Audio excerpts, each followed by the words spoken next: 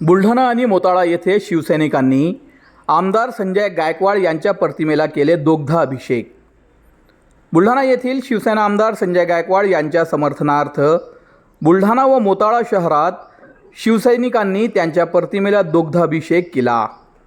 मागील 2 दिवसापासून संजय गायकवाड हे राज्यात गाजत आहे। शिवाजी कोण होता या पुस्तकाचे प्रकाशक प्रशांत आंबी यांना रात्री फोन करून पुस्तकाच्या मुखपृष्ठावर महाराजांचा एकेरी उल्लेख केल्यामुळे आमदार संजय गायकवाड यांनी त्यांना अश्लील भाषेत शिवीगाळ करत जीवे मारण्याची धमकी दिली होती। त्यांची ही कॉल रेकॉर्डिंग व्हायरल झाल्यानंतर संपूर्ण राज्यात याचे पडसाद उमटत आहे। या प्रकरणी आमदार संजय गायकवाड यांनी आपल्या वक्तव्यावर दिलगिरी देखील व्यक्त केली। तरीही राज्यात अनेक ठिकाणी आमदार गायकवाड यांच्या वक्तव्याचा निषेध व्यक्त करत त्यांच्या पुतळ्याला जोडे मारण्यात आले। अशात आज 25 एप्रिलला दुपारी आमदार गायकवाड यांच्या समर्थनार्थ बुलढाणा येथील जयस्तंभ चौकातील छत्रपती संभाजी महाराज यांच्या पुतळ्यासमोर तसेच मोताळा येथील बस स्थानकासमोर शिवसैनिकांनी आमदार गायकवाड यांच्या प्रतिमेला दुग्धाभिषेक करून आपला पाठिंबा दर्शवला आहे।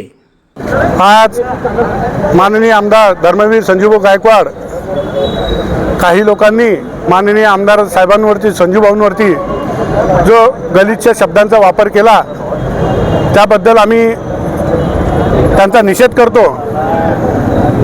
बुलढाणा शहरामध्ये पहिली शिवजयंती जर कोणी साजरी केली असेल तर धर्मवीर आमदार संजूभाऊ गायकवाड यांनी सुरू केलेली आहे। त्यानंतर धर्मवीर संजूभाऊ गायकवाड यांनी छत्रपती शिवाजी महाराजांचं पहिलं मंदिर, भारतातलं पहिलं मंदिर बुलढाण्यामध्ये उभारलं आहे। त्याचबरोबर धर्मवीर संभाजी महाराज यांचा पुतळासुद्धा बुलढाणा शहरामध्ये आहे आणि बुलढाणा शहरामध्ये सर्व जाती धर्माचे सर्व महामानवांचे महापुरुषांचे पुतळे उभारण्याचा कार्यक्रम बुलढाणा शहरामध्ये माननीय आमदार धर्मवीर संजूभाऊ गायकवाड यांनी केलेलं आहे। आता कधी त्या पुस्तकाच्या विवरणामध्ये छत्रपती शिवाजी महाराज असा उल्लेख पाहिजेत होता।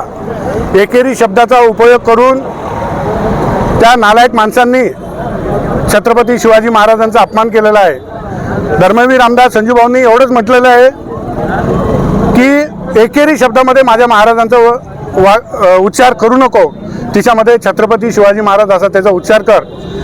अनाधानाने त्यांच्या तोंडातून काही अपशब्द निघले पण त्यांनी दुसऱ्या दिवशी सकाळी त्याची दिलगिरी व्यक्तसुद्धा केली।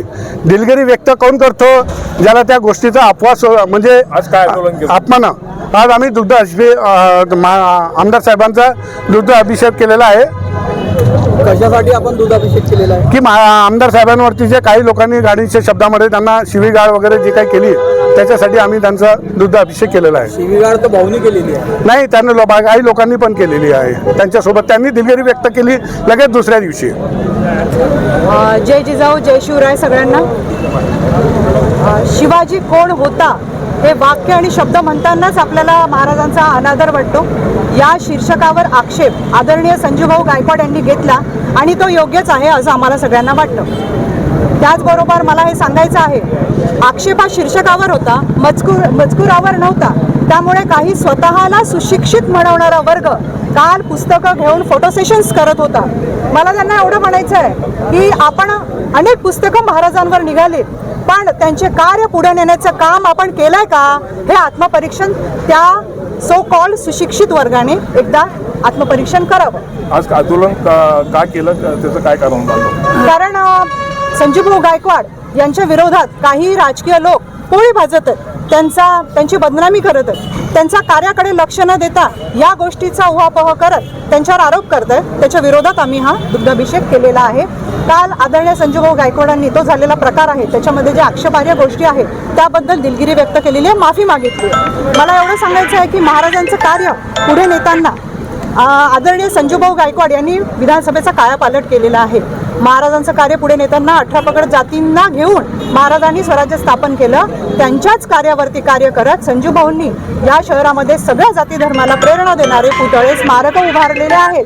ते काही वेगळं सांगण्याची गरज नाही आहे। मला एवढं म्हणायचं आहे, कार्य पुढे नेणारा व्यक्ती, कार्य पुढे नेणारे जे महाराजांचे कार्य पुढे नेणारे हे मावळे आणि व्यर्थ बडबड राजकारण करणारे हे कावळे या निमित्ताने मला असं सांगावंसं वाटतं, या गोष्टीला हवा न देता, राजकीय वळण न देता, जो गोरगरिबांच्या पाठीशी उभा राहतो, जो महिलांचा सन्मान करतो, आम्ही सन्मानाने काम करतो संजू भाऊंबरोबर, जो ज्या गरजूंसोबत उभा राहतो, शेतकऱ्यांना आधार देतो, अशा प्रतिनिधीवर बोलण्याची गरज नाही. हा विषय इथे थांबवावा.